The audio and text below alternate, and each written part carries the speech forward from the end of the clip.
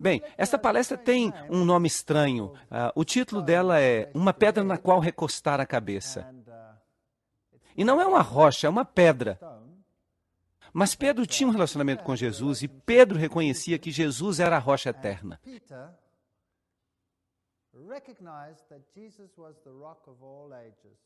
Ele era a verdadeira pedra deste planeta. Então nós precisamos reconhecer que necessitamos ter um relacionamento com Jesus Cristo.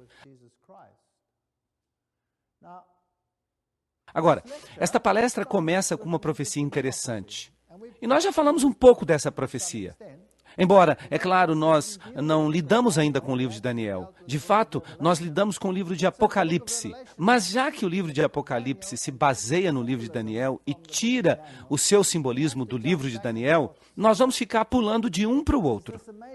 Há esta profecia impressionante no livro de Daniel, da qual nós mal falamos ainda. A profecia dos 2.300 dias. Até 2.300 dias... e o santuário será purificado, Daniel 8,14. Agora, a extensão total desta profecia é incrivelmente importante no mundo. Como vocês sabem, o pedaço das 70 semanas dessa profecia já foi, de fato, amaldiçoado pelas sociedades rabínicas, porque ele aponta para o Messias, para Jesus Cristo como o único Salvador. De fato, a profecia começa desde a publicação do decreto para restaurar e reconstruir Jerusalém, e esse decreto foi promulgado quando Assuero o publicou em 1457 a.C. E este decreto dá os períodos de tempo exatos da restauração de Israel. E dá também o período exato da vinda do Messias, do príncipe. E também a semana em que a sua morte seria realizada como sacrifício. Tudo isso está incluído nesta profecia fantástica. E há um pedaço da profecia que é cortado para os judeus, mas a profecia continua por 2.300 dias, e então o santuário seria purificado. Agora, se você pegar o princípio dia-ano, 2.300 anos, então você chega à data de 1844, e nós não podemos fazer sentido desta data, a menos que nós compreendamos os princípios envolvidos. Mas há toda uma palestra que vai vir, que é chamada de 1844, o massacre final. E nós vamos falar mais sobre isso naquela palestra. Então, a purificação do santuário, o que será que isso significa? E o que será que isso tem que ver com o assunto sobre o qual nós estamos falando hoje? Bem, Daniel 8,17 nos diz um pouquinho sobre isso. E ele se aproximou de onde eu estava, e ele veio, e eu estava com medo, e caí sobre o meu rosto. Mas ele me disse, compreenda, filho do homem, pois a visão se refere ao final dos tempos. Então, esta visão que Daniel teve, ela não tinha que ver com o seu próprio tempo.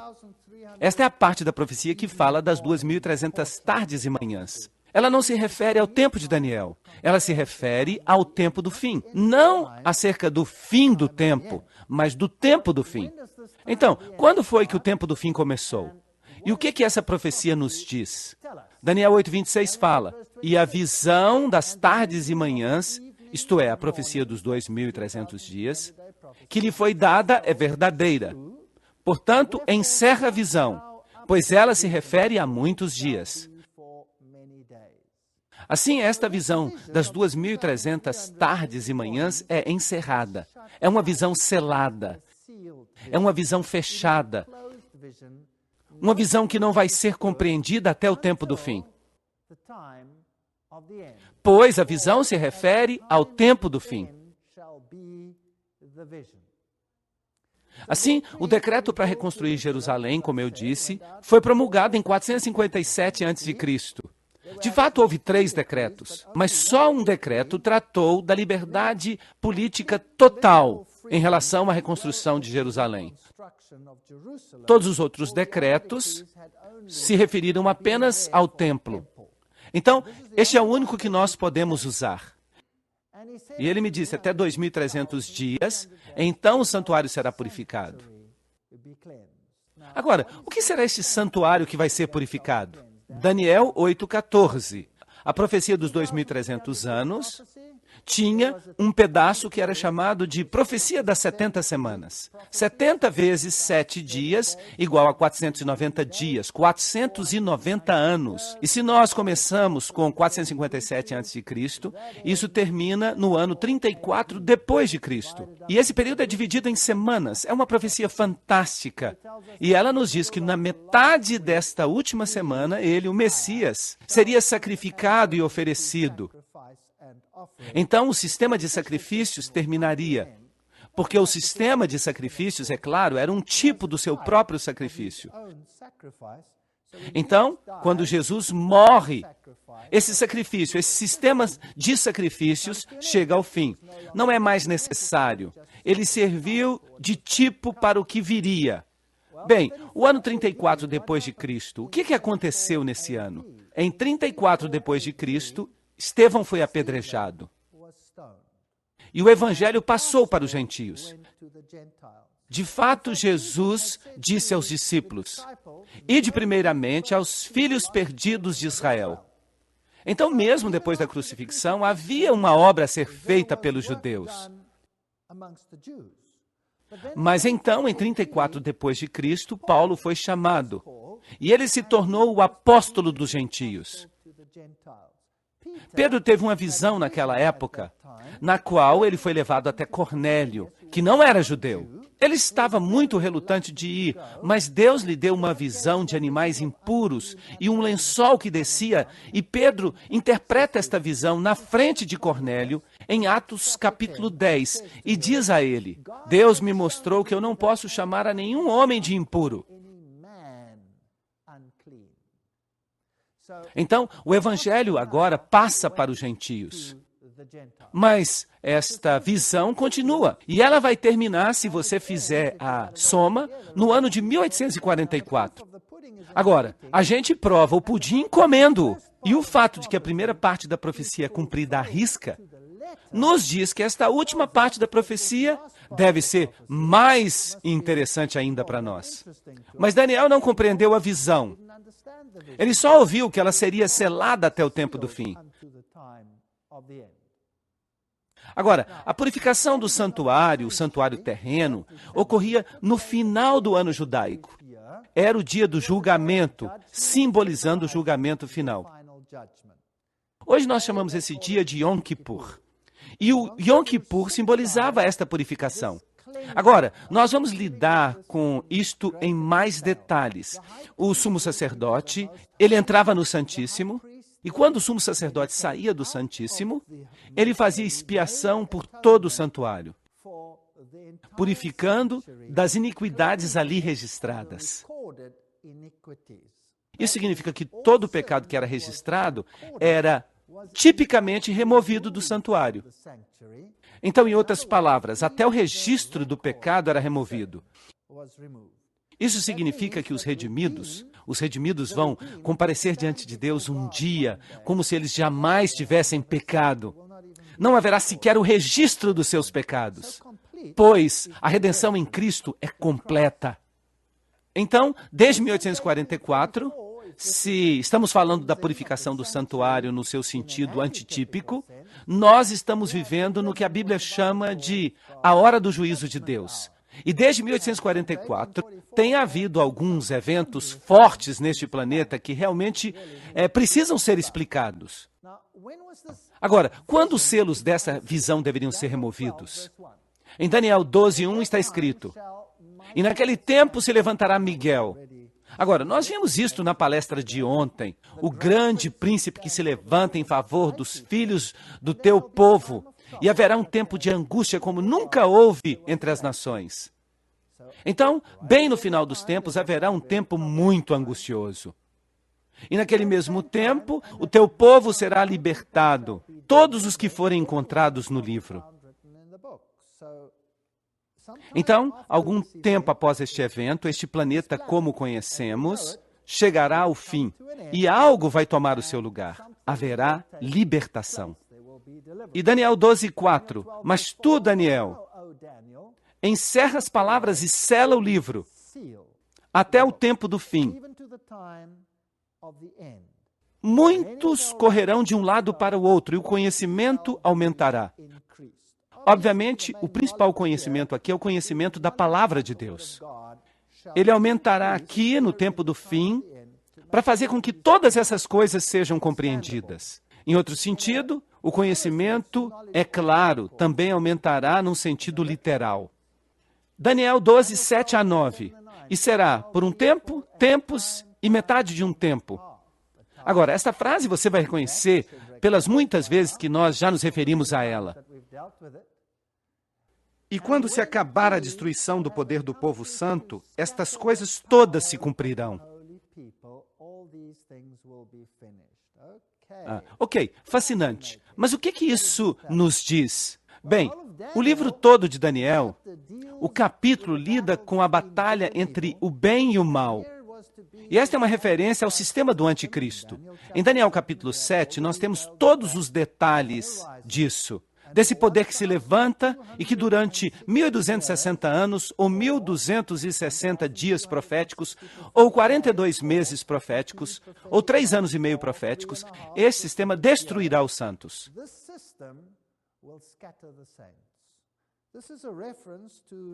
Esta é uma referência ao período em que o sistema romano controlava a esfera religiosa neste planeta e perseguia o povo de Deus e o destruía. Então, depois de um tempo, 2 tempos e metade de um tempo, e quando se acabar a destruição do poder do povo santo, que é exatamente o que o homem do pecado fez, estas coisas todas se cumprirão. Então, quando é este tempo do fim? Quando ele se levanta?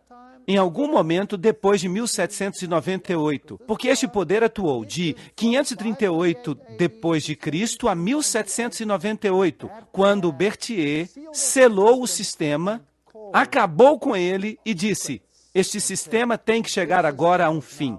O poder papal foi assim restringido. E ele disse: vá no seu caminho, Daniel, pois as palavras estão encerradas e seladas até o tempo do fim.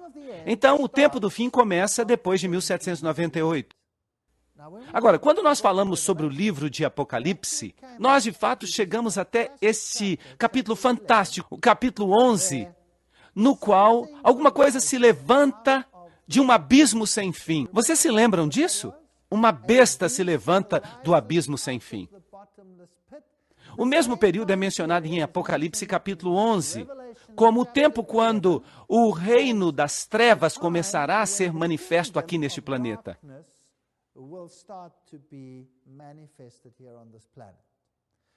Então, nesse tempo crítico, depois de 1798, quando a besta se levanta do abismo sem fim, a primeira coisa que ela faz é guerra contra as 2 oliveiras. Vocês se lembram disso? A palavra de Deus. E nós temos 2 palestras inteiras sobre como a palavra de Deus foi atacada e como ela tem sido manipulada por este mesmo poder. Agora, vocês acham que Deus deixaria este mundo sozinho e permitiria que este reino das trevas espalhasse os seus inúmeros erros sem alguém que o contivesse? Vocês acham que ele seria capaz de fazer isso? Porque este reino de trevas vai englobar o mundo inteiro. O reino das trevas vai controlar o mundo inteiro, a Bíblia diz. Todo mundo se maravilhará após a besta. Todos se prostrarão diante dela. Em Apocalipse capítulo 17, a mulher montada na besta tem na sua fronte escrito mistério, Babilônia, a grande prostituta que faz com que todos os povos bebam da ira do vinho da sua fornicação. Então, siga o seu caminho, Daniel, pois as palavras estão encerradas e seladas até o tempo do fim. Obviamente, o tempo do fim começa depois de um tempo, 2 tempos e metade de um tempo. Então, por volta de 1798, alguma coisa deve acontecer para contra-atacar este sistema. Mateus 24, 21 a 22. Pois então virá a grande tribulação, como nunca houve desde o início deste mundo, e nem nunca haverá. E a menos que esses dias sejam abreviados, nenhuma carne se salvaria. Mas por causa dos eleitos, estes dias serão abreviados. Isso de fato é uma referência aqui em Mateus 24 a esse período de 1260 dias, que vai ser um período de tribulação terrível e que será seguido depois por um tempo de grande angústia.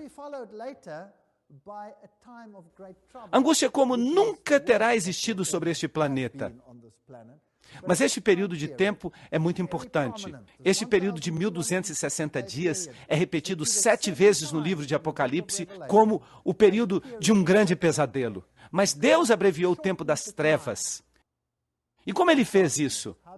Vocês se lembram o que ele fez para abreviar a idade das trevas? Ele trouxe a reforma. Assim, em vez de as trevas terem controle total por 1260 anos, a reforma abreviou esse período e espalhou a sua luz. Mas este sistema estava determinado a vencer a reforma. E nós vimos como ele tentou fazer isso.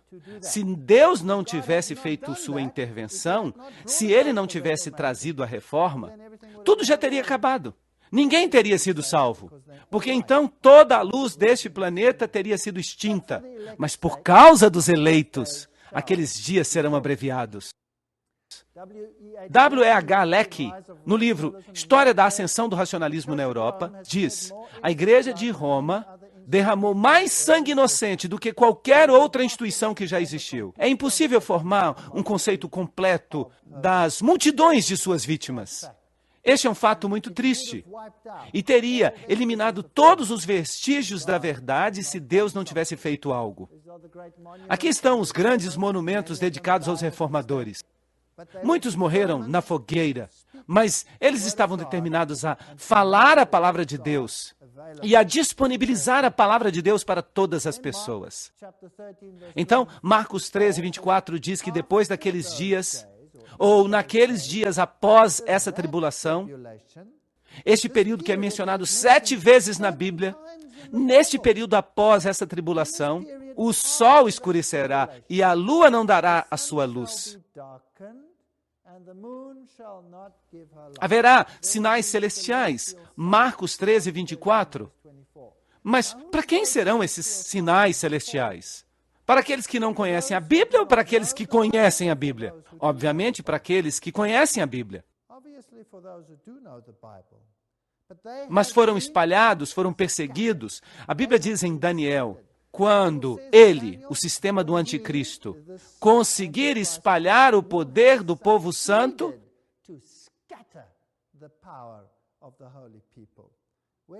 para onde os reformadores fugiram? Para o Novo Mundo. Quase todos fugiram para lá, que se tornou o bastião do mundo protestante, neste continente no qual estou bem agora, aqui na América do Norte. Para cá veio a maioria. Alguns foram para a África do Sul, alguns foram para a Austrália e Nova Zelândia, mas a maioria veio para cá. Então, não seriam eles os mais aptos para interpretar esses sinais de Marcos 13, 24? Apocalipse 6, 12 a 13 diz exatamente a mesma coisa. E contemplei quando ele abriu o 6º selo. Agora, lembrem-se que nós falamos dos selos, e cada um dos selos representa um período na história. E a abertura do 7º selo é a volta de Cristo. Então, no último selo, o 7º selo, está a culminação de todas as coisas, a vinda de Cristo. Mas aqui, quando ele abriu o 6º selo, eis que houve um grande terremoto. E o sol se tornou como pano de saco, houve um escurecimento do sol, a lua se tornou como sangue, e as estrelas caíram do céu sobre a terra, como os figos caem da figueira, quando ela é sacudida por um vento poderoso. Apocalipse 6, 12 a 13. É exatamente a mesma coisa que Jesus disse que aconteceria. Depois da tribulação daqueles dias, o sol se escureceria. Será que houve um dia nesse período, por volta do final dos 1260 anos, em que houve um grande terremoto? Um dos terremotos mais estranhos de todos os tempos? O grande terremoto de Lisboa. De fato, esse foi um terremoto que foi sentido até no hemisfério sul. Um terremoto muito estranho. E então, o dia escuro da Nova Inglaterra. Algo muito conhecido na história que aconteceu no dia 19 de maio de 1780, quase às 11 horas. Começou a ficar escuro, como se a noite estivesse chegando. Os homens saíram do trabalho, o gado voltou para o celeiro, as ovelhas voltaram para os apriscos, os pássaros voaram de volta para os seus ninhos. A noite ficou tão escura que uma pessoa não conseguia ver a sua mão quando colocada bem na sua frente, ou até mesmo uma folha branca de papel. Isso é fato. Durante todo o tempo, uma sombra doentia de melancolia foi lançada sobre a face da natureza. O escurecimento da noite não foi menos assustador do que o do dia. Não obstante houvesse quase uma lua cheia, não se discernia nenhum objeto, exceto com a ajuda de alguma luz artificial, que quando vista à distância nas casas da vizinhança e em outros lugares, parecia com uma escuridão egípcia, impenetrável aos raios. Esse foi um fenômeno muito estranho. Esses são fatos históricos. Não são cristãos que estão escrevendo. Isso é o jornal. Eventos grandes e memoráveis. A legislatura de Connecticut estava em sessão naquele momento. Tão grande foi a escuridão que os membros se assustaram e pensaram que o dia do juízo tinha chegado. Então, a reunião foi adiada. E o grande astrônomo Herschel francamente admite: o dia escuro de 19 de maio de 1780 é um daqueles fenômenos admiráveis da natureza, que sempre será lido com interesse, mas que a filosofia ou a ciência não conseguirão explicar. Não havia razão para que um evento assim acontecesse, mas aconteceu. Naquela noite, a lua se tornou vermelha como sangue e não lançou a sua luz. Você podia vê-la, era uma lua cheia, mas não havia luz. Era como se o sol se escurecesse e a lua não conseguisse mais refletir a sua luz. E então as estrelas do céu caíram na terra. 13 de novembro de 1833. Bem na sequência certa. Houve um terremoto, houve o escurecimento do sol, a lua se tornou como sangue, e então houve esse estranho evento de uma chuva maciça de meteoro.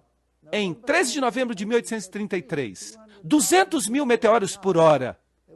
Havia tantos meteoros que você tinha luz suficiente para poder ler à noite. Mas o fato interessante é que ele não aconteceu como está aqui sendo mostrado nesta figura. Os meteoros pareciam vir de um ponto central e se espalhar pelo céu. Não obstante, os meteoros geralmente caem assim, ao acaso.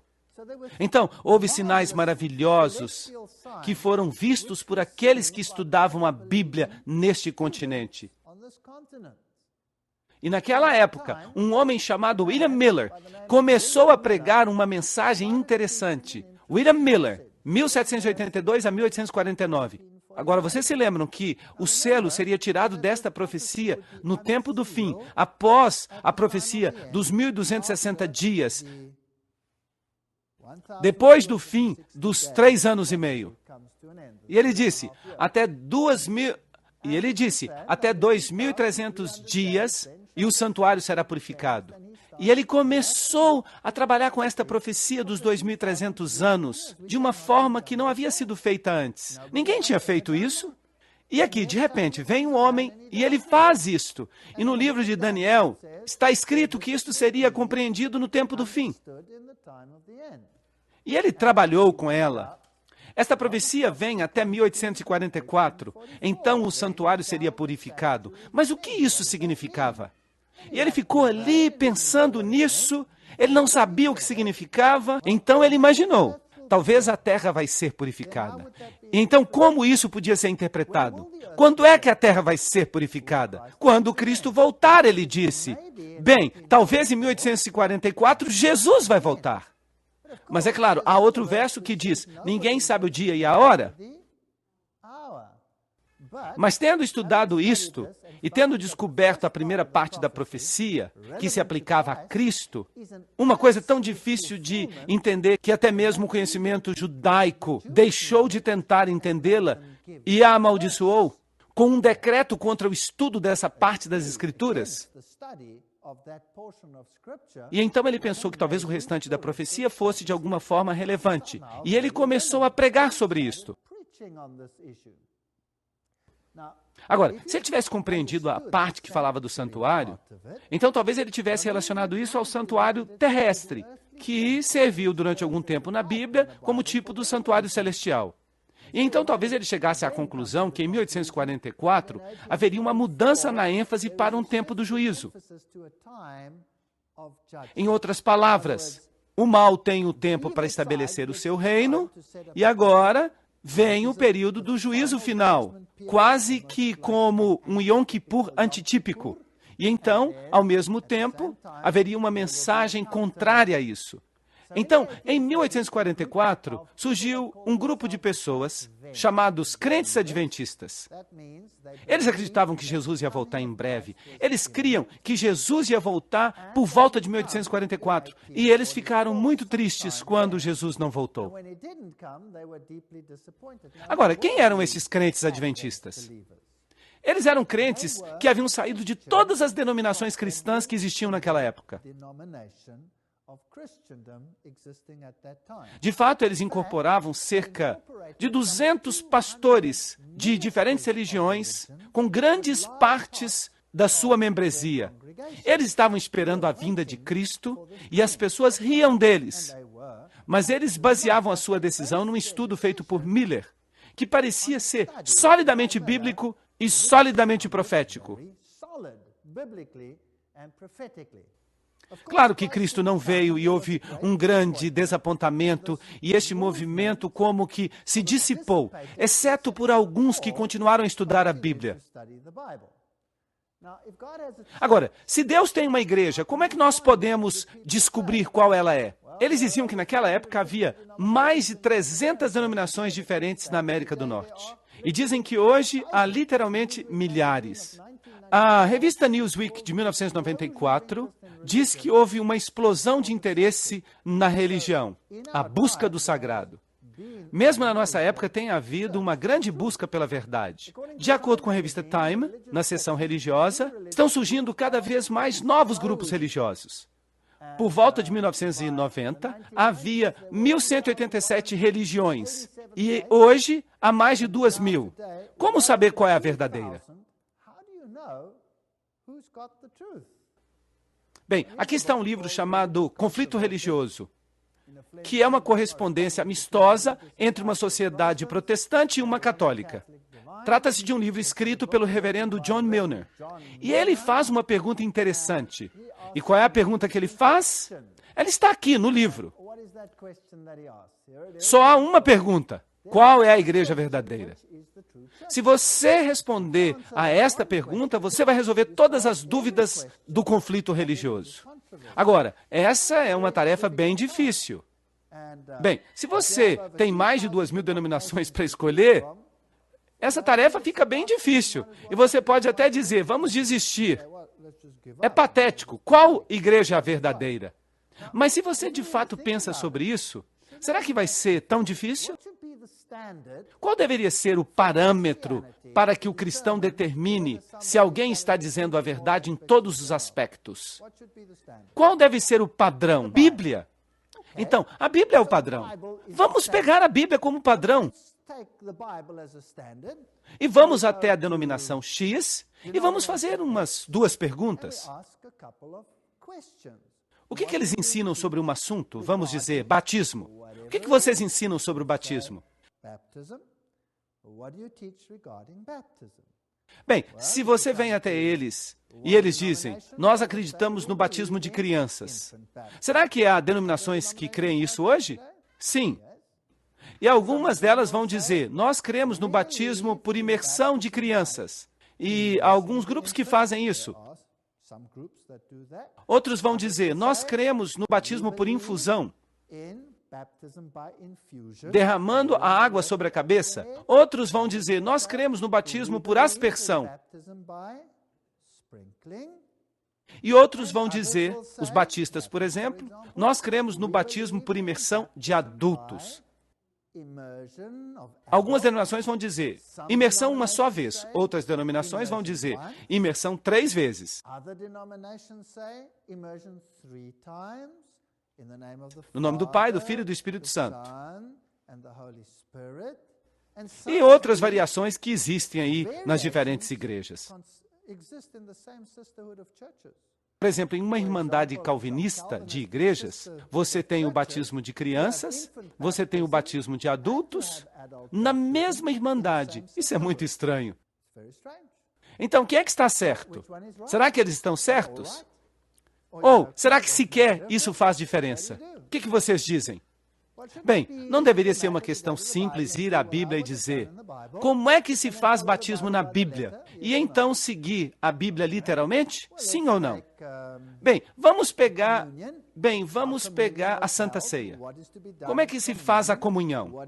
O que deve ser feito na comunhão? O que essa denominação faz? O que aquela faz? Etc. E então a gente dá uma olhada na Bíblia e não deveria ser difícil determinar quem está fazendo o que a Bíblia diz. E a doutrina, vamos dizer, do anticristo? Bem, os velhos reformadores concordavam todos quanto a isso. Eles apontavam para Roma. Todos eles.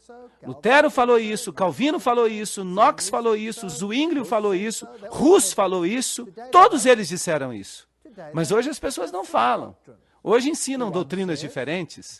Um diz que crê no futurismo, que o anticristo só vai aparecer no futuro distante, quando a igreja já tiver sido arrebatada. Será que há denominações assim hoje? Claro que há.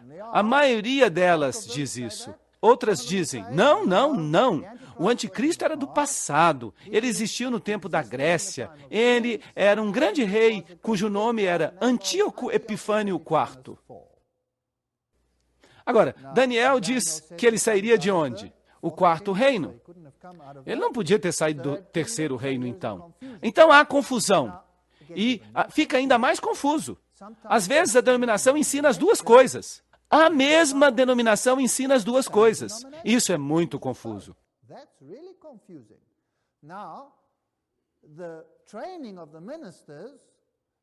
Por exemplo, uma denominação ensina o preterismo, que ele veio no passado, no tempo da Grécia, e ensina também o futurismo, que ele vai vir no futuro.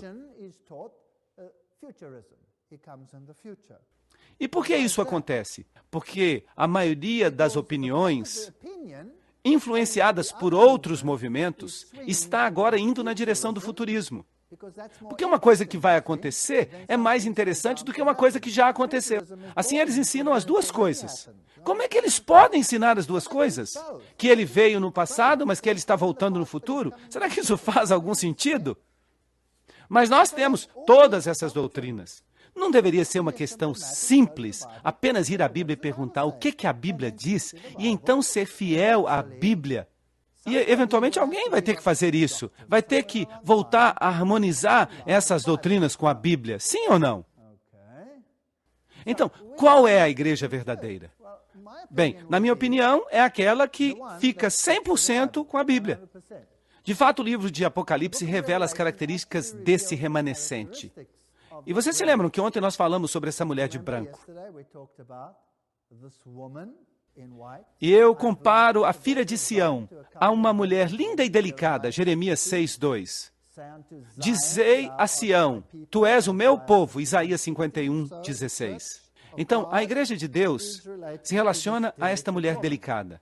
E tenho ciúmes de ti com grandes ciúmes, pois eu te esposei como único marido, para que eu pudesse te apresentar como virgem casta a Cristo. 2 Coríntios 11:2. Trata-se da mulher, a igreja. Lembram em Apocalipse 12:6? A mulher fugiu para o deserto, onde ela tinha um lugar preparado por Deus, para que ele pudesse alimentá-la durante 1260 dias. Este é o período de 1260 anos, durante o qual Roma estava perseguindo, destruindo o povo de Deus. E a maioria deles veio a este continente e encontrou refúgio em lugares secos, onde não havia muitas nações e povos e línguas para persegui-los. E depois desse período, o que aconteceu? Nós falamos sobre isso na noite passada. Apocalipse 12, 13. E quando o dragão viu que foi lançado na terra, ele perseguiu a mulher. E à mulher foram dadas 2 asas. E voou para o deserto. E foi alimentada por 1 tempo, 2 tempos e metade de 1 tempo, diante da face da serpente. E então, que data nós temos aqui? 1798, depois de 1 tempo, 2 tempos e metade de 1 tempo, e então a serpente lançou água da sua boca. O que é isso? Nações de novo, nações, como um dilúvio após a mulher, para que pudesse fazer com que ela fosse carregada pelo dilúvio. E a terra ajudou a mulher, e a terra abriu a sua boca e engoliu as torrentes que o dragão havia lançado de sua boca. E o dragão se irou contra a mulher, e foi pelejar contra o remanescente da sua semente. Aqui nós temos o primeiro atributo, que guarda os mandamentos de Deus, e o segundo atributo, que tem o testemunho de Jesus Cristo. Então, depois dos 1260 dias, o dragão faz guerra com o remanescente, que guarda os mandamentos e tem o testemunho. O que é esse remanescente? Obviamente, um remanescente é alguma coisa que resta, que parece com o original. Então, se o original era um grupo que acreditava na Bíblia, que acreditava na salvação em Cristo e em Cristo apenas, então o remanescente deve ter a mesma crença. Exceto que ele também tem essa característica importante, que é que ele guarda os mandamentos, que alguns dos anteriores também fizeram. Os valdenses guardaram os mandamentos e foram perseguidos, por exemplo, com respeito à questão do sábado. Assim, a Igreja de Deus se levantaria em algum tempo depois de 1798, numa terra de liberdade política e religiosa. Apocalipse 14, 12. Aqui estão aqueles que guardam os mandamentos de Deus e a fé de Jesus. Notem que não diz a fé em Jesus, mas diz a fé de Jesus, que é muito mais do que a fé em Jesus. Significa ter a mesma confiança e dependência em Jesus que Jesus tinha no Pai. É isso que significa. Significa um relacionamento muito forte com Jesus Cristo. Bem-aventurados são aqueles que guardam os mandamentos, para que possam ter o direito à árvore da vida e possam entrar pelos portões na cidade. Apocalipse 22, 14. Isso implica que os mandamentos vão se tornar um teste nos últimos dias. E isso vai estabelecer uma distinção entre aqueles que seguem a Deus e os que não seguem.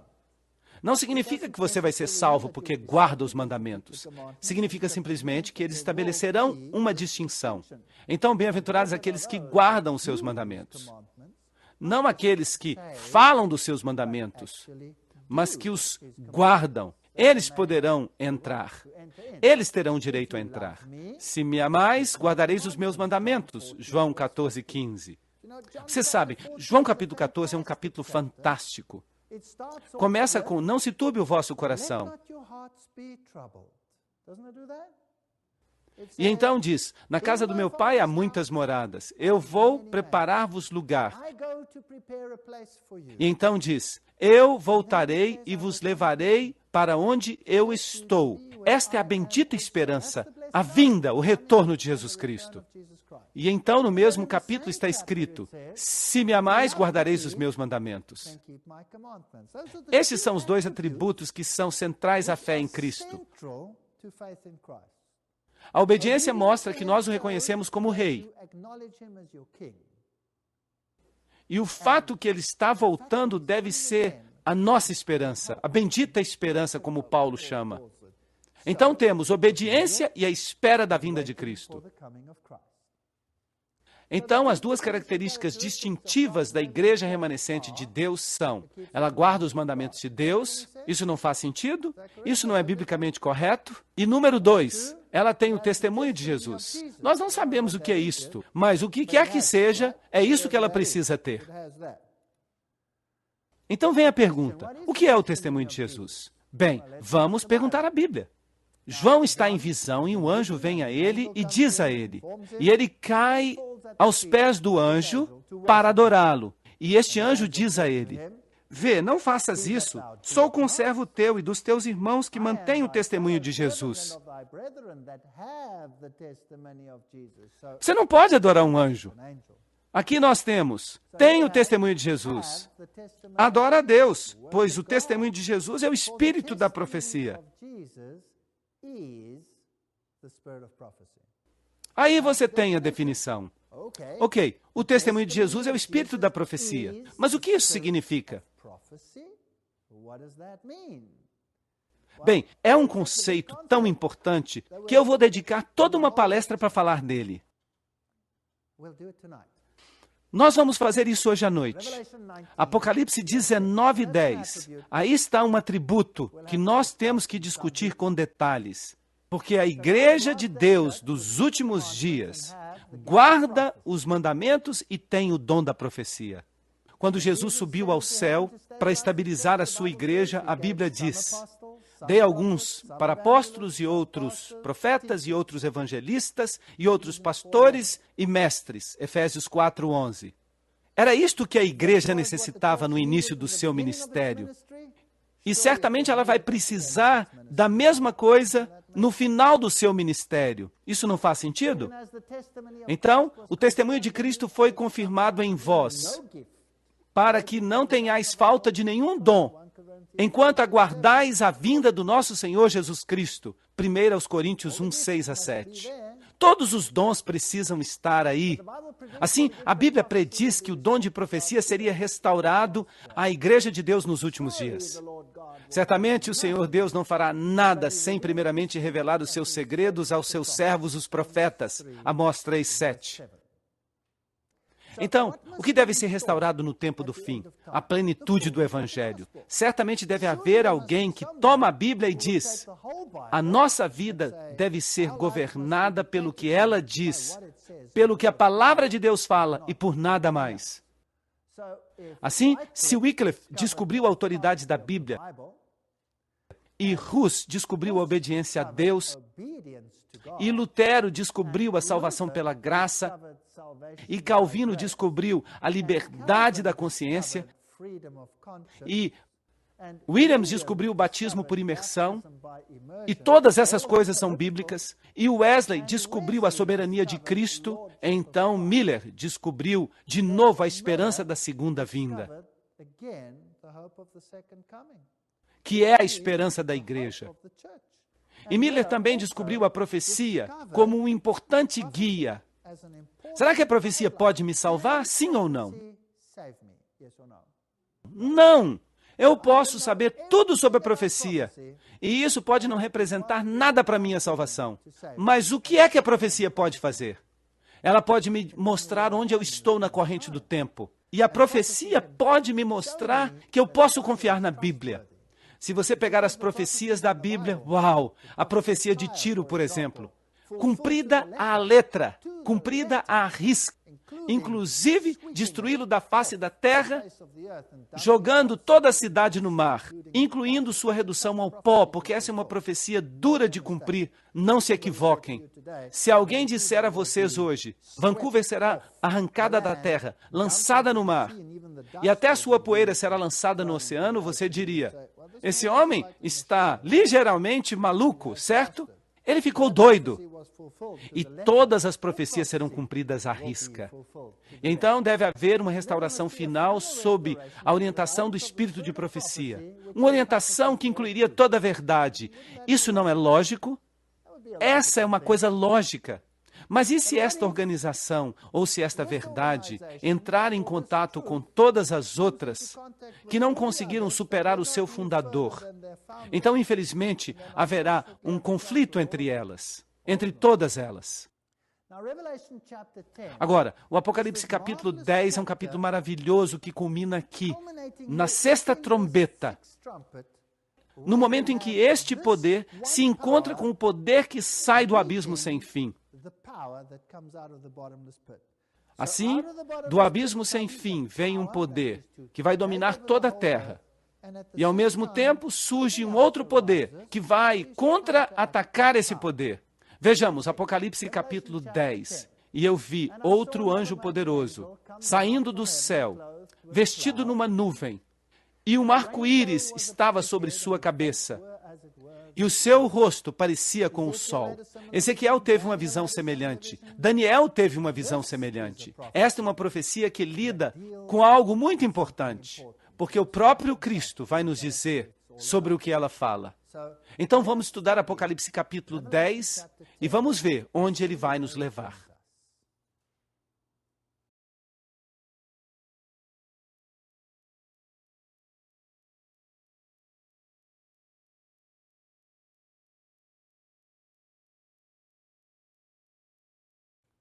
Em Apocalipse capítulo 10, como nós já vimos, este anjo poderoso com um arco-íris sobre a cabeça, o rosto como o sol, os pés como pilares de fogo, ele tinha nas mãos um livrinho aberto. E isso é fascinante. Eu ouvi uma voz do céu que me dizia: sela o que os 7 trovões pronunciaram. E não escreva.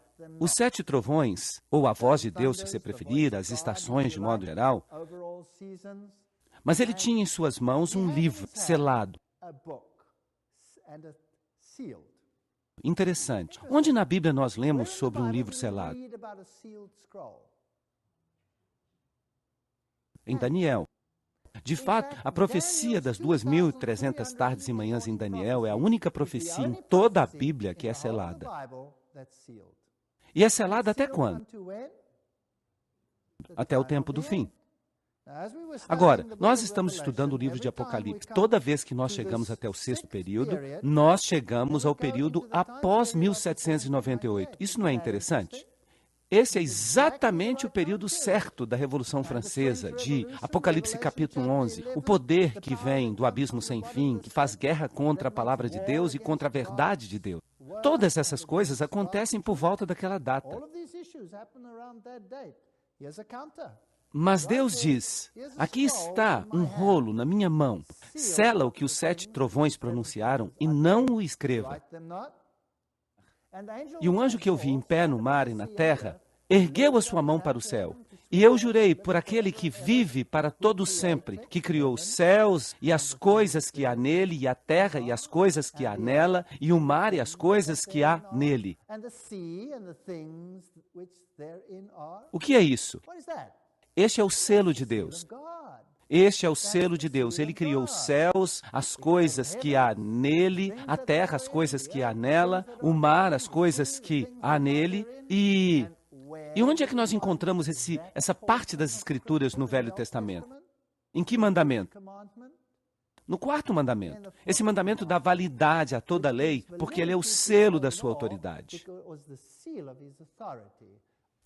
Eu faço esta lei porque eu sou o Criador dos céus e da terra, o mar e tudo o que há nele.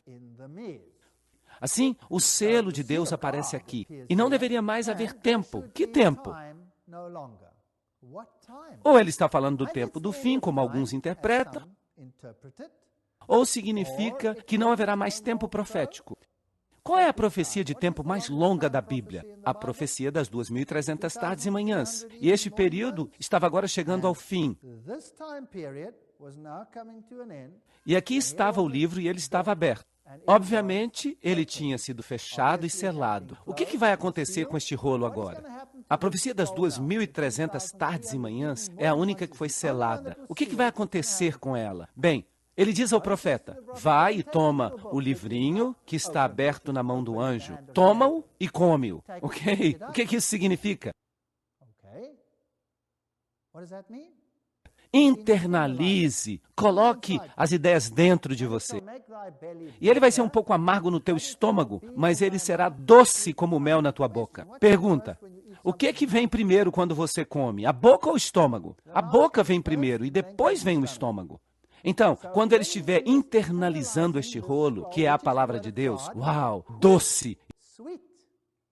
E então, amargo. Tudo bem. E eu peguei o livrinho da mão do anjo e eu devorei. E na minha boca ele foi doce como mel. E ele disse: tão logo quanto eu o comi, eu o digeri, por assim dizer, internalizei, o meu estômago ficou amargo. E ele me disse, tu deves profetizar diante de muitos povos, nações, línguas e reis. Uau, isso é interessante. Então, esta nova comissão aqui é uma comissão mundial. Muitos povos, nações, línguas e reis. Uma comissão mundial. Agora, profetizar de novo? Por quê?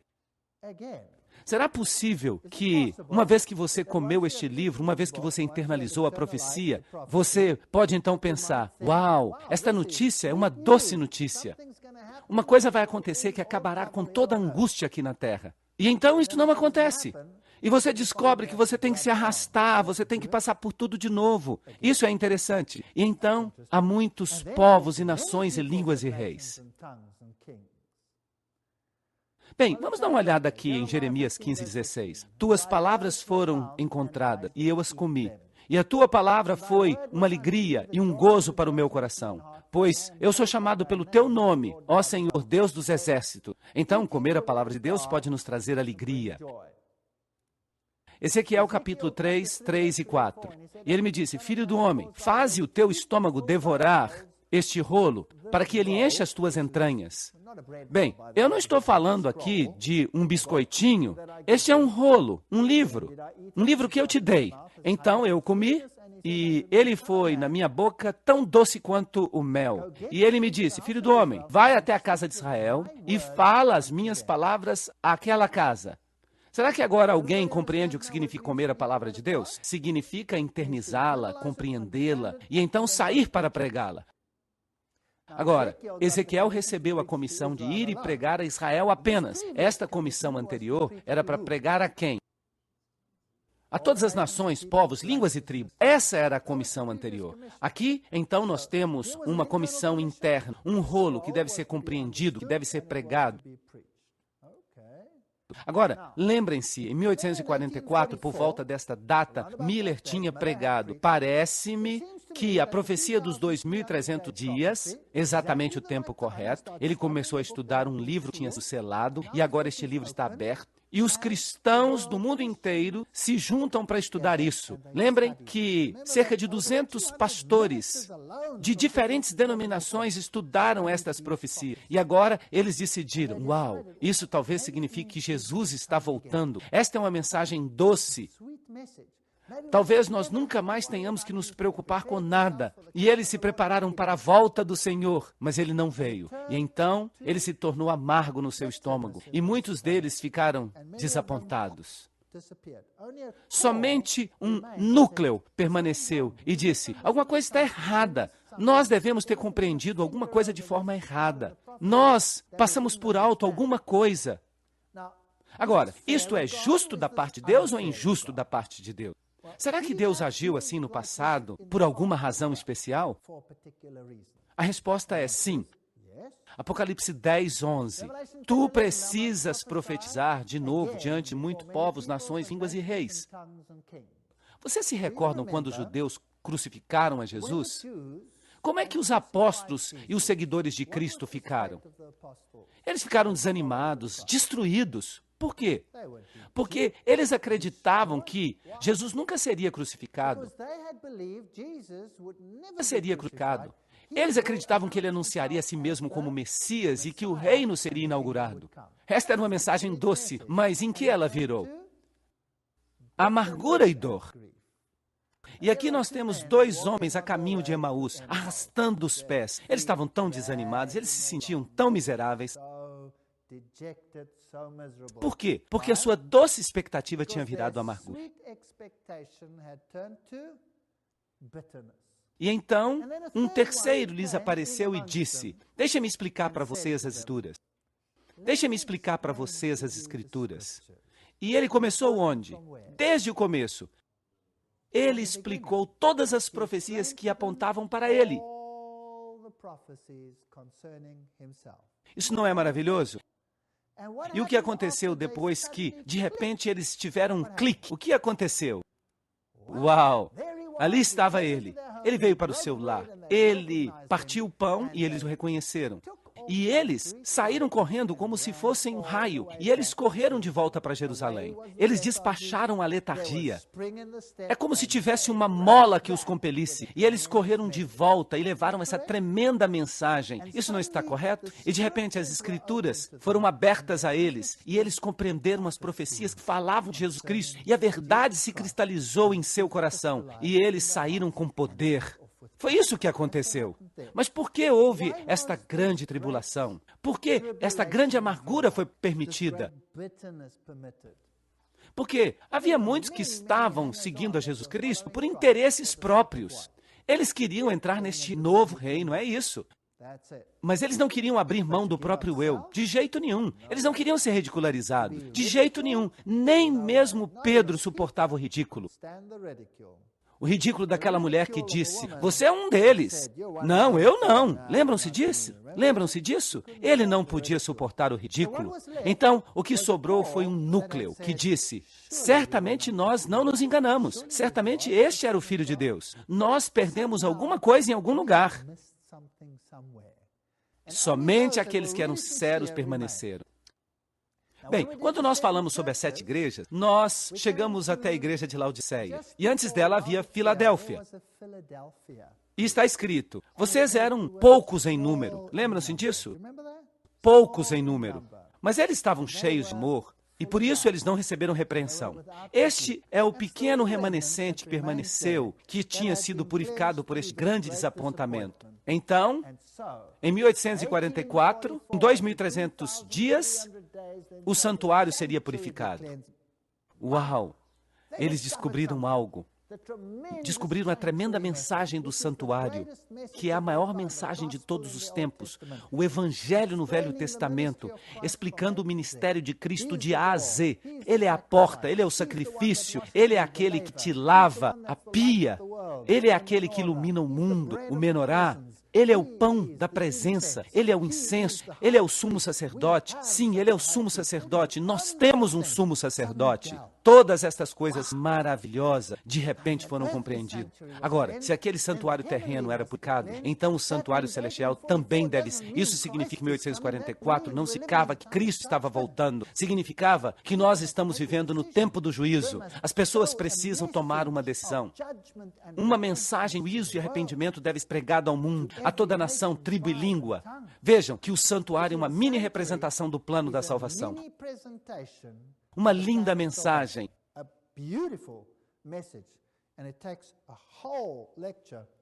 Mas o que precisa ser profetizado de novo? O que é isso? Que mensagem é esta que deve ir a todo mundo neste tempo de conflito, quando Satanás está estabelecendo o seu reino?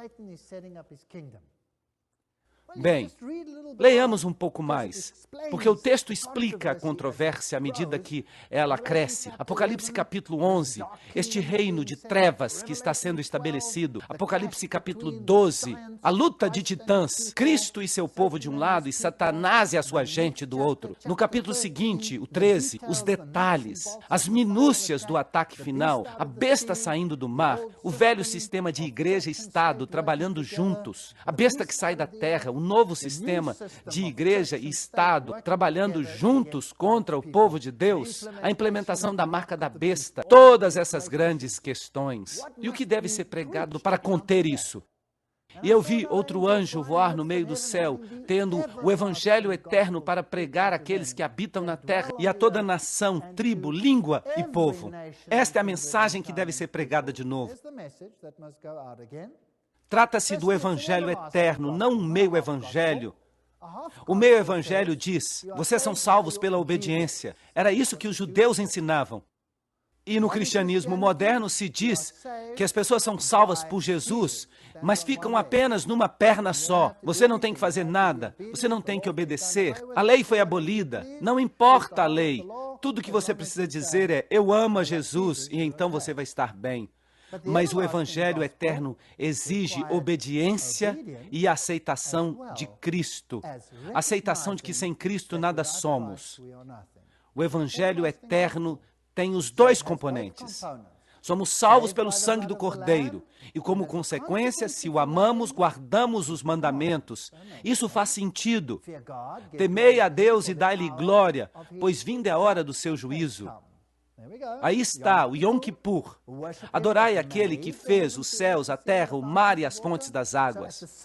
Então, enquanto uma mensagem é pregada ao mundo, adorai o Deus da evolução, adorai aquele que saiu da cova grudenta.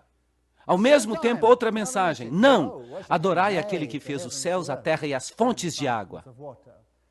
Então, as três mensagens angélicas são dadas ao mundo. A hora do seu juízo chegou, Babilônia caiu, não aceitem a marca da besta. Nós já falamos desses dois temas. É isso que precisa ser pregado a todo mundo. Assim, esta organização tem que ser um movimento mundial. Não pode ser uma organização local. Mateus 24:14 também diz isto. E este evangelho do reino, não o evangelho desta terra que está sendo estabelecido pelas Nações Unidas e por Roma. Não, não, não. O evangelho de Deus será pregado em todo o mundo para testemunho a todas as nações. E então virá o fim. Tem que ser uma mensagem universal. De outra forma, ela não vai funcionar. E Jesus veio e lhes falou, dizendo, todo o poder me é dado no céu e na terra.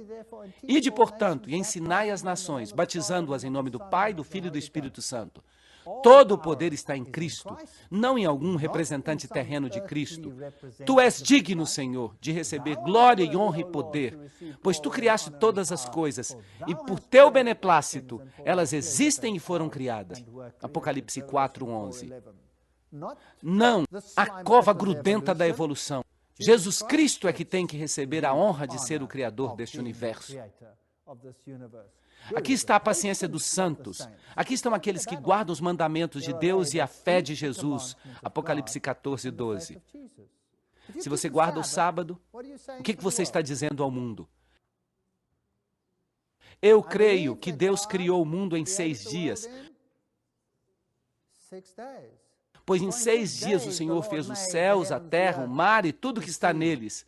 Portanto, o Senhor ordenou que guardássemos o santo dia de sábado. Percebem? Aí está. Simplesmente por guardar o sábado, eu fico na garganta da filosofia mundial. Na garganta. Tu, Daniel, sela as palavras, sela o livro, até o tempo do fim. Muitos correrão de um lado para outro, tentando compreender as profecias, mas o conhecimento aumentará. Ela será compreendida no tempo do fim. Esta dádiva de Deus virá à frente mais uma vez. Então, no mesmo período de tempo em que Deus levanta este contramovimento para encarar o mundo, você tem a maçonaria chegando ao mundo, removendo Jesus Cristo. Você tem o espiritismo ensinando que não há morte, que a vida continua para sempre. Você tem a teosofia que ensina que Lúcifer é o verdadeiro Filho de Deus.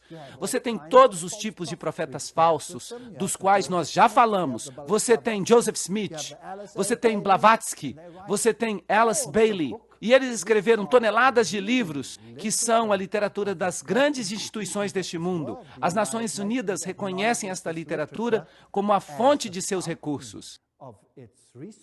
O movimento mórmon, as testemunhas de Jeová, todos esses movimentos, o sacerdócio no movimento mórmon é removido de Cristo e é dado ao homem. A ordem de Melquisedeque, as testemunhas de Jeová removem a Jesus Cristo. O movimento da ciência cristã diz, nós somos deuses e somos eternos. Todos esses movimentos surgem no mesmo período de tempo. E aqui está outro pequeno movimento que deve contra-atacá-los. A mensagem de Deus é uma mensagem de separação. Apocalipse 18:4.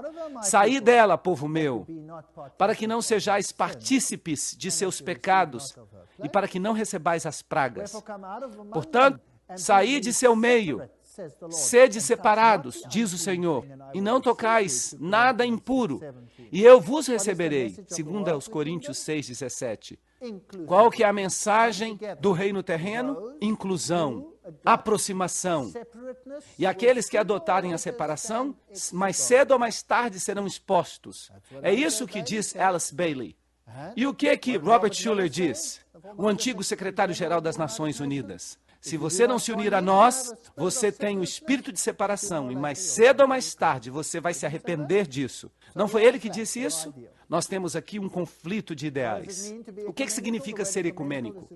A palavra ecumênico é derivada da palavra grega oikumene, que pode ser traduzida como todo mundo habitado. E eles dizem que quando se vê o mundo como sendo de Deus, e as pessoas como sendo a imagem de Deus, essas pessoas então estão sendo chamadas para proteger o bem-estar de todos. Aqui está o problema.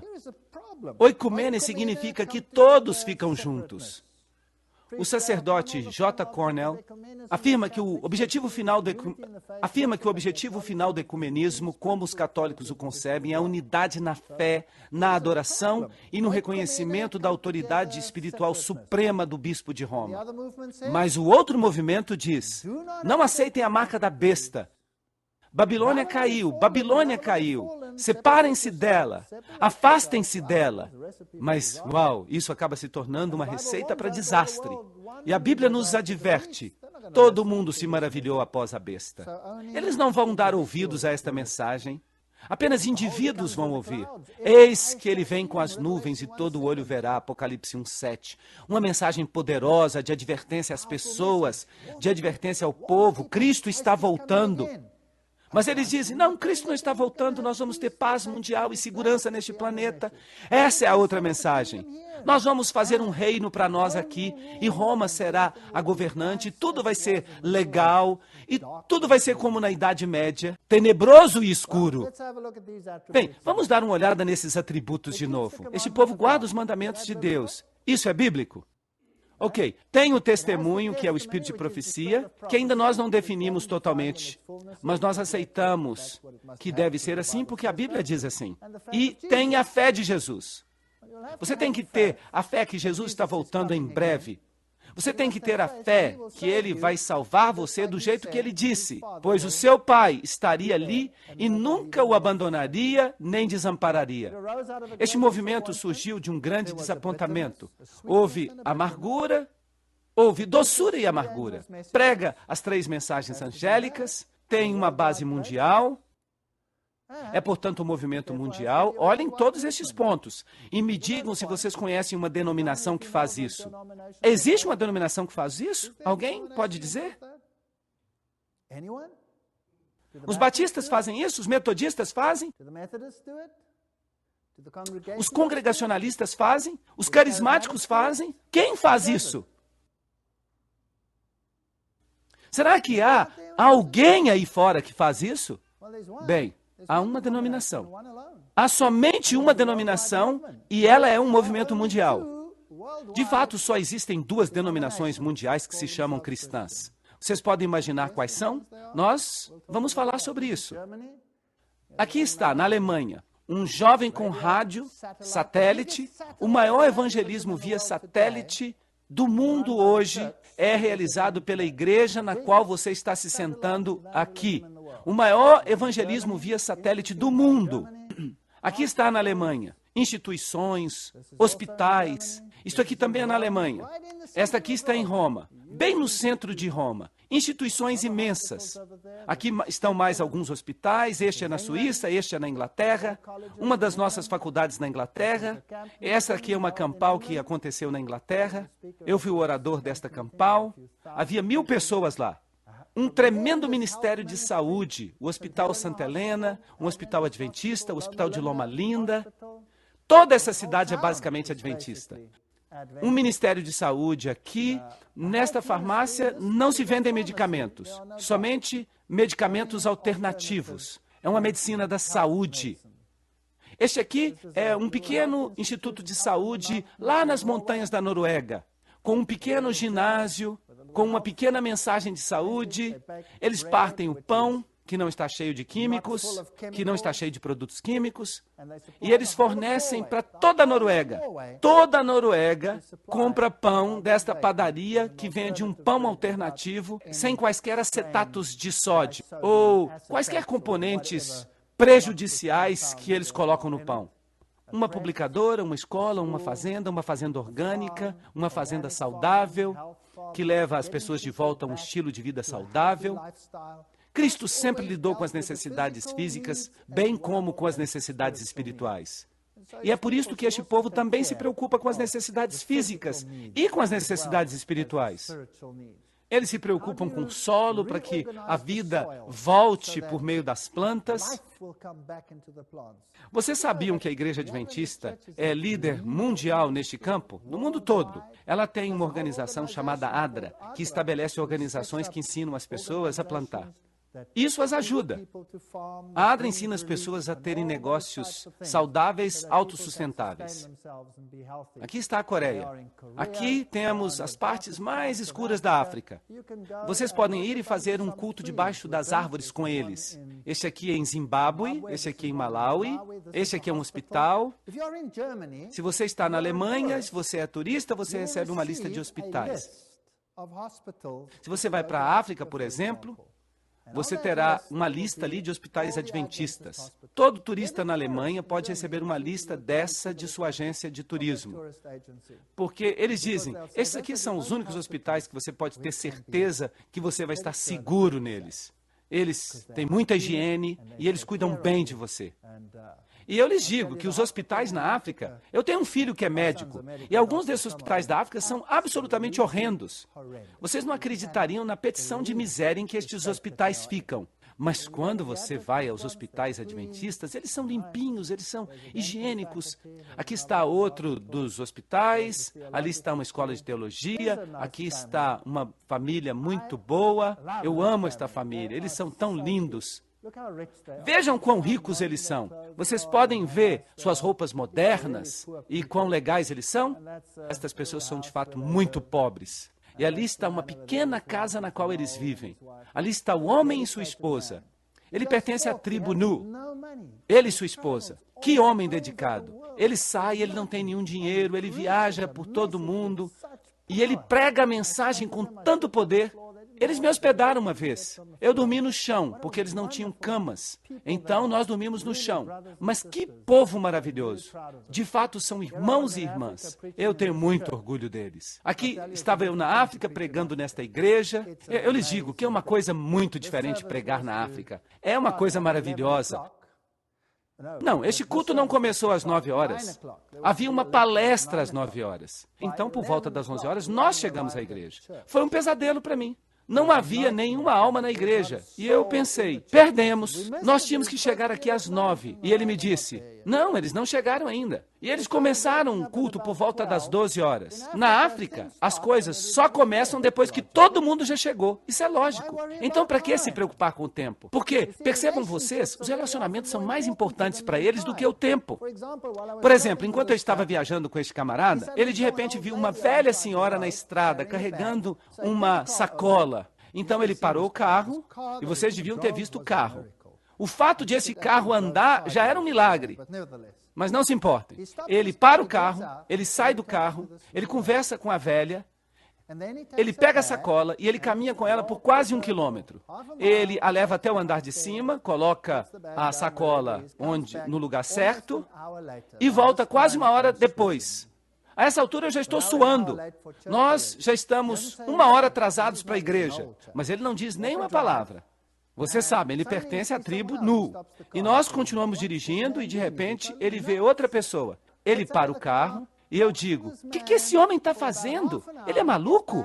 Ele sai do carro, conversa com este homem por cerca de meia hora, entra no carro e quando nós chegamos à igreja 2 horas depois, nenhuma alma estava lá. E é claro, eu entrei em pânico. É que eles nem tinham chegado lá ainda. E ele diz, você pensa que nós africanos somos estranhos, não pensa? E ele diz, sabe o quê? Eu posso lhe explicar o que acontece, porque eu também penso como você. Porque eu fui abandonado quando era uma criancinha e eu fui criado por missionários brancos. Então eu tenho um jeito de pensar ocidental em termos de tempo. Eu tive que reaprender isso com o meu povo. Você vê, você percebeu que eu vi aquela velhinha lá atrás. Ela estava em pé. Teria sido rude da minha parte passar por ela uma vez que ela me viu. E eu voltei para ela, eu conversei com ela e teria sido rude da minha parte se eu dissesse para ela: você está carregando essa grande sacola aí? Deixe-me ajudar você. Rapidamente. Vum! Tchau! Eu estou com pressa, eu vou embora. Você não faz isso na minha cultura. Você diz: como é que você está? Você pergunta pelos filhos, um por um, como está este, como está aquele, um por um, até o último. E finalmente você chega ao ponto: você precisa que eu ajude você a carregar esta sacola? Aí você sente que você cumpriu a comissão. E isso é mais importante do que o tempo na nossa cultura. Agora, na cultura alemã, é exatamente o oposto. Quando você vive lá, você tem um plano minucioso. Vocês sabem o que é um plano minucioso? Aqui, você tem que fazer isso e a oração tem que durar 1 minuto e 45 segundos e meio. E se você demorar mais, vem a guilhotina e corta a sua cabeça. Bem, isso funciona lá naquela cultura. Mas qual é a cultura de Deus? Esta aqui ou aquela outra? Eu lhe digo que ambas são. Ambas culturas pertencem a Deus. E nós temos que entender as culturas diferentes. Mas aqui estavam eles, e eles encheram aquele lugar. E, eventualmente, não havia lugar nem para ficar em pé. E eles ficaram em volta da igreja. E havia gente do lado de fora da igreja. E eu não perdi nada. E eles ficaram até que a última palestra acabou. Quem é que se importa o horário de acabar? Isso é muito interessante. E aqui está a paciência dos santos, aqueles que guardam os mandamentos de Deus e têm a fé de Jesus. Para mim, esta é a única denominação que faz todas estas coisas. Mas é claro, muita gente torce a cara para a nossa denominação e diz: isso não é uma seita? Por que é uma seita? Porque ela ensina que... Porque ela corrige os falsos ensinamentos de todas as outras denominações e inclui todos os ensinamentos que os nossos antepassados descobriram, mas se recusa a se comprometer com muitas outras questões que nós percebemos como sendo um comprometimento. Você não pode comprometer a palavra de Deus. Você acha que esta é uma igreja perfeita? Não, não é uma igreja perfeita. Ela é Laodiceia, lembram-se? E como é que a Bíblia descreve Laodiceia? O profeta disse: eles eram cegos, miseráveis, pobres e nus. Então, se você está procurando a igreja perfeita, não venha a esta igreja. De fato, ela é cega, miserável, pobre e nua. É isso mesmo que ela é. Eu não me tornei membro desta igreja por causa das pessoas. De fato, se fosse por causa das pessoas, eu ainda não seria membro. Então, por que eu me tornei membro? Por causa da verdade que ela ensina. Toda a doutrina que ela tem é bíblica. Há pessoas na igreja que brigam sobre doutrinas? Sim. Mas elas estão aí, estabelecidas. Elas são bíblicas. E, desde que elas sejam doutrinas bíblicas, tudo bem para mim. E eu tenho outras ovelhas que não são do meu aprisco. Eu também devo trazê-las. E elas ouvirão a minha voz. E todas serão um único aprisco e um único pastor. João 10:16. Não 20 apriscos, não 100 apriscos, não 1000 apriscos, não 2000. Um aprisco, um pastor, Jesus Cristo. O mundo está se unindo sob um pastor, o Papa de Roma. Eu não tenho problema se eles querem fazer isso. Mas a minha Bíblia diz que só há um Senhor, um Rei, e esse é Jesus Cristo. E eu o seguirei onde quer que ele vá. E a Bíblia também diz que Laodiceia é a última igreja desta terra que representa Deus. Então, ocorrerá a vinda de Cristo. Estas são questões sérias. Esta igreja vive de acordo com os critérios bíblicos. Ela surgiu no momento certo. Ela prega exatamente a mensagem que deveria ser pregada ao mundo inteiro. Sim. Mas lembrem-se uma coisa. O dragão se irou contra a mulher e foi pelejar contra o restante da sua semente, aqueles que guardam os mandamentos de Deus e têm o testemunho de Jesus.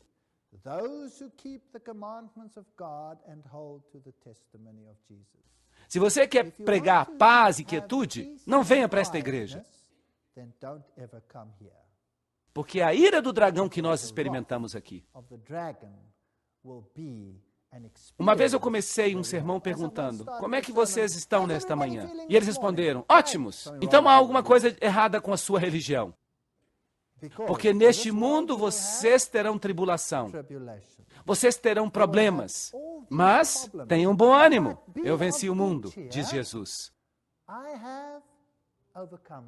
Então não esperem uma igreja perfeita, esperem a verdade. E onde há verdade, há também as pessoas que amam a verdade. Você vai encontrá-los juntos. Onde há verdade, há ira, há separação, porque o dragão odeia a verdade. E vocês vão encontrar gente que fica brigando por um ponto e por outro ponto. Não olhem para as pessoas, olhem para a verdade. E Deus será o único no qual você poderá depender 100%. E se você quer aprender a confiar, a depender de Jesus Cristo, então tente seguir a verdade. É uma experiência maravilhosa. Mas como foi nos dias de Noé, assim será na vinda do Filho do Homem. Pois, nos dias que antecederam o dilúvio, eles comiam e bebiam, se casavam e davam-se em casamento. Puxa vida, este mundo está comendo e bebendo, não está? A comida é a religião deles, casando-se e dando-se em casamento. Eles mudam de relacionamentos como nós mudamos de camisas. E eles se mudam de igreja como eles mudam uma igreja. Não é verdade? Você escolhe a igreja de acordo com a música. Puxa vida! Você vai escolher uma esposa de acordo com a blusa que ela veste? Até o dia em que Noé entrou na arca, e eles não souberam, até que veio o dilúvio e os levou a todos. Assim será a vinda do Filho do Homem. Mateus 24, 37 a 39. Nós nos encaminhamos para tempos angustiosos.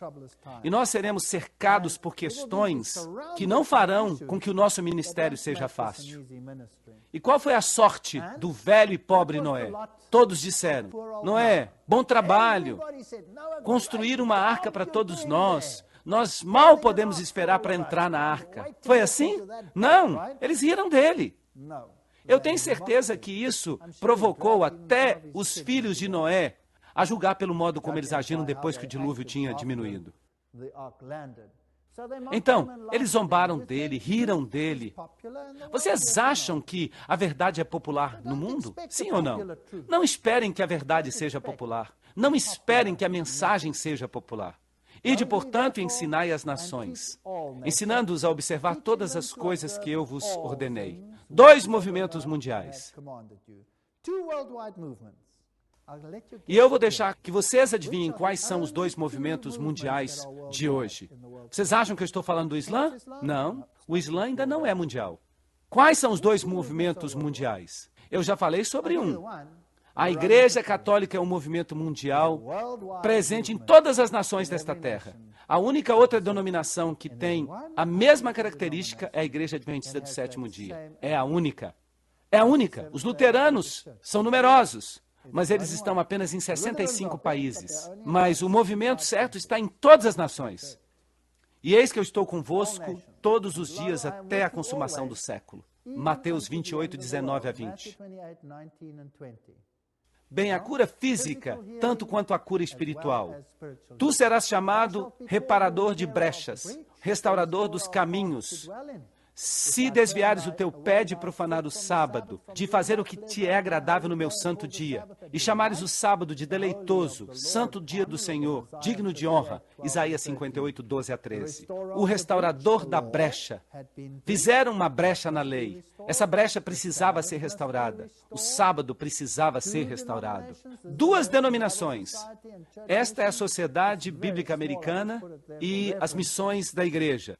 Está bem pequeno, mas eu coloco aqui só para referência. Aqui estão todas as denominações do mundo. Estes são todos os países do mundo. Você vai ver XXX em todos eles, representando os protestantes. E aqui estão os adventistas. Não o Criador do universo, em Gênesis 2, 1 a 3, mas a Igreja Católica pode dizer que tem a honra de ter dado ao homem uma pausa em seu trabalho a cada 7 dias. A razão e o senso comum exigem a aceitação de entre 2 alternativas. Ou você escolhe o protestantismo e a guarda do sábado, ou o catolicismo e a guarda do domingo. Não tem meio termo. Foi isso o que a Igreja Católica escreveu no Espelho Católico em 1893. Que denominação protestante guarda o sábado? Havia 2, 3, 4, 5, 6, mas vagarosamente elas se tornaram apenas em um grande oponente desta mensagem. O domingo é, portanto, até este dia, o filho reconhecido da Igreja Católica como esposa do Espírito Santo, sem uma única palavra de contestação do mundo protestante. Exceto uma denominação. Vocês podem ler a Bíblia de Gênesis e Apocalipse e vocês nunca encontrarão uma única linha autorizando a santificação do domingo. As Escrituras recomendam a observância religiosa do sábado, um dia que nós nunca santificamos. O cardeal Gibbons, a fé dos nossos pais, é isso que Roma diz. O que mais Roma diz? O domingo é puramente uma criação da Igreja Católica. Revista Católica Americana, 1883. O domingo foi instituído por legislação da Igreja Católica exclusivamente. A observância do domingo pelos protestantes é uma homenagem que eles prestam, sem o saberem, à autoridade da Igreja Católica. Mas os protestantes dizem: como é que eu posso receber os ensinamentos de uma igreja apóstata? Como, nós perguntamos, vocês conseguiram receber os seus ensinamentos a vida toda em oposição direta àquela que nós reconhecemos como ensinadora, a Bíblia, nesta questão do sábado? Os católicos vão direto ao ponto nesta questão. Eles dizem no Espelho Católico: aqueles que seguem a Bíblia como seu guia, os israelitas e os adventistas do sétimo dia, têm o peso completo da evidência a seu favor. Enquanto isso, os protestantes não têm uma única palavra em sua defesa para a substituição do sábado pelo domingo. Roma está zombando do mundo protestante. E então, eles dizem: os adventistas são o único corpo de cristãos com a Bíblia como sua ensinadora e que não encontram nenhum incentivo em suas páginas para a mudança do dia, do sétimo para o primeiro. É por isso que se chamam adventistas do sétimo dia. Roma sabe por que nós somos chamados adventistas do sétimo dia.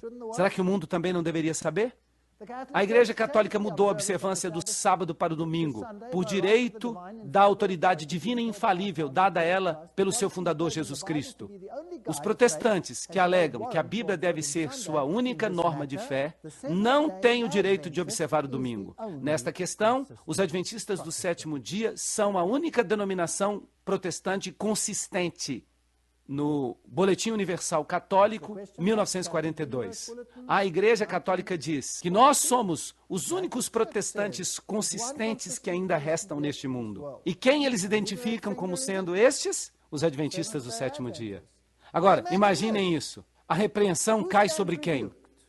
Roma é repreendida porque eles mudaram a lei de Deus. E os protestantes são repreendidos porque eles seguiram Roma. E os dois grupos vão ficar zangados com quem? Os dois grupos vão ficar zangados com a Igreja Adventista do sétimo dia. Por quê? Porque a Igreja Adventista do sétimo dia, como o próprio nome indica, é uma repreensão para eles. Eles acham seu nome irritante, sétimo dia. Nós guardamos a lei de Deus, nós tentamos, nós tropeçamos, caímos, levantamos pela graça de Deus, mas nós dizemos: esta é a verdade. E nós tentamos viver a verdade pela graça de Deus. Não estamos dizendo que somos perfeitos. Número 2. Nós, adventistas, aguardamos a bendita esperança. Não estamos interessados em um reino mundano. E é por isso que todos nos odeiam. E eles nos chamam de seita. Bem, eles também chamaram a igreja de Paulo de seita. O que é uma seita?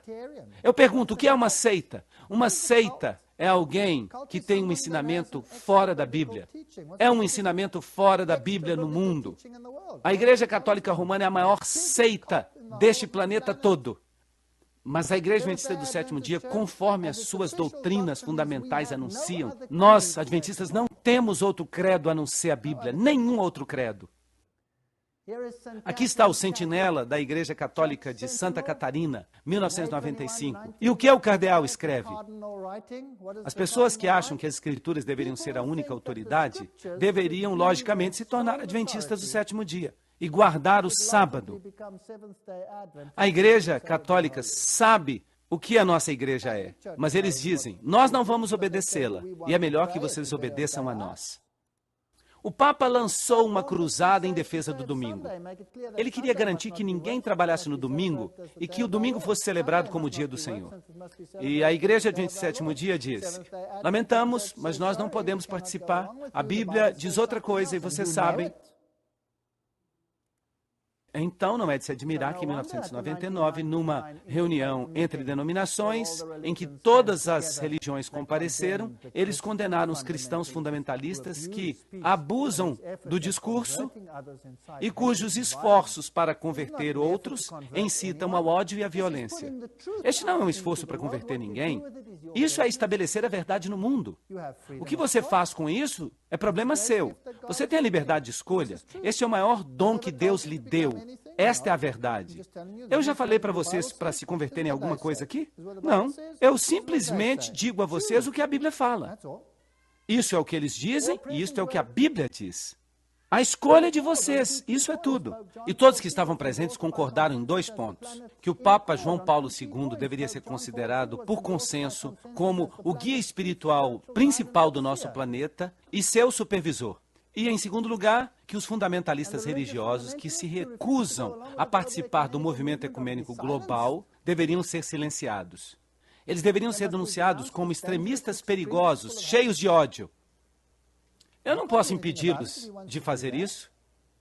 Eu não posso impedi-los de fazer isso, mas Jesus disse: ide a todo mundo e pregai a verdade, não meia verdade, não uma mentira. A parede de separação entre a igreja e o Estado, que foi erigida pelos humanistas seculares, Deus o proíba, e outros inimigos, Deus o proíba ainda mais, da liberdade religiosa, tem que ruir.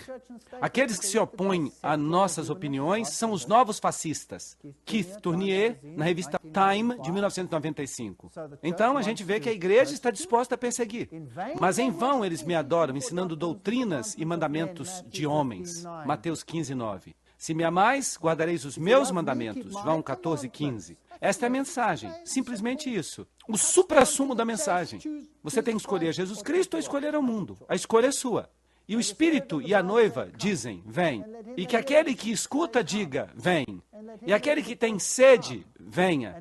E quem quer que seja, que ele beba livremente da água da vida. Apocalipse 22:17. Esta é a sua escolha. Liberdade de escolha. Que ponto maravilhoso. Escolher o mundo ou escolher a Jesus Cristo? Escolher a obediência ao mundo ou escolher a obediência a Jesus Cristo? Essa é a sua escolha. Jesus vai voltar em breve. E eu acredito que ele vai levar os seus filhos para o céu. E a Bíblia diz: guardai os mandamentos de Deus para que tenhais o direito a entrar. Não porque os mandamentos salvam você, mas porque eles dizem onde é que você coloca a sua lealdade. Esse é o resumo final. Escolha hoje a quem você vai servir. A escolha é sua e Deus o ajude. Amém.